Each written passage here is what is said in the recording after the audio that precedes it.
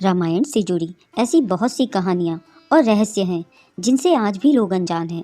आज हम आपके लिए रामायण से जुड़ा ऐसा ही किस्सा या कहीं रहस्यमयी कथा लेकर आए हैं जिसके बारे में 99% लोग नहीं जानते होंगे। तो चलिए जानते हैं रामायण से जुड़े इस रहस्य के बारे में। रामायण से जुड़ी हुई ऐसी बहुत सी कथाएं प्रचलित हैं।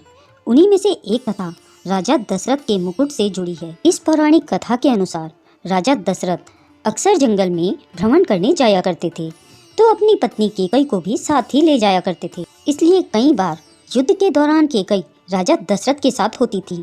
एक बार की बात है, राजा दशरथ और केकई वन की ओर निकले जहां उनका सामना बाली से हुआ। इस दौरान बाली ने राजा दशरथ को युद्ध के लिए ललकारा। जोश में आकर राजा दशरथ ने युद्ध की चुनौती को स्वीकार कर लिया, परंतु वो ये भूल गए कि बाली को वरदान प्राप्त था कि जिस किसी पर भी बाली की दृष्टि पड़ेगी उसकी आधी शक्ति बाली के अंदर आ जाएगी। अब यह तो निश्चित ही था कि राजा दशरथ और बाली के बीच में से जीत बाली की ही होगी, और हुआ भी ऐसा ही। राजा दशरथ के युद्ध में हार जाने पर बाली ने उनके आगे एक शर्त रखी थी कि या तो उन्हें बाली को केकई को सौंपना होगा या फिर रघुकुल के सान अपना मुकुट उसे देना होगा। जिसके बाद राजा दशरथ अपना मुकुट बाली को देकर रानी केकई के साथ वापस अयोध्या लौट आए। परंतु रानी केकई इस बात से अत्यंत दुखी थी। उन्हें राजा दशरथ के मुकुट की चिंता सताने लगी। वह दिन रात उसके लिए चिंता में रहने लगी। इसके आगे की कथा से तो आप भली भांति परिचित हैं कि कैसे श्री राम और माता सीता लक्ष्मण जी सहित वनवास गए और माता सीता का अपहरण हुआ था, और कैसे प्रभु श्री राम हनुमान जी से मिले और सुग्रीव की सहायता हेतु बाली से युद्ध किया।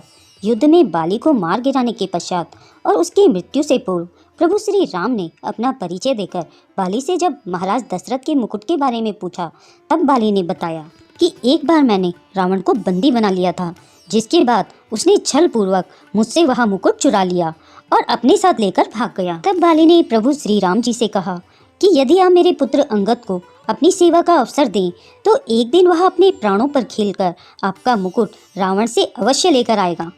कैसे मिला था प्रभु श्री राम जी को महाराज दशरथ का वह मुकुट वापस। वानर सेना सहित जब प्रभु श्री राम जी लंका में पहुंचे तो उसके पश्चात प्रभु श्री राम जी ने अंगद को दूत बनाकर रावण की सभा में भेजा था, जहां पहुंचकर अंगद ने उस सभा में उपस्थित लंका के वीरों को अपना पैर हिलाकर दिखाने की चुनौती दी।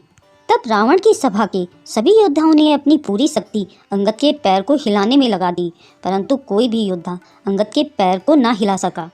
जब रावण की सभा के हर योद्धा ने अंगद के पैर को हिलाने में अपनी पराजय स्वीकार कर ली, तब स्वयं रावण अंगद के पास पहुंचा और अंगद के पैर को पकड़ने के लिए जैसे ही झुका तो रावण के सिर से वह मुकुट नीचे गिर गया। तब अंगद ने रावण को यह कहते हुए कि अगर झुकना ही है तो प्रभु श्री राम के कदमों में झुको, और अपना पैर वहां से हटा दिया और उस मुकुट को उठाकर सीधा श्री राम जी को लाकर सौंप दिया।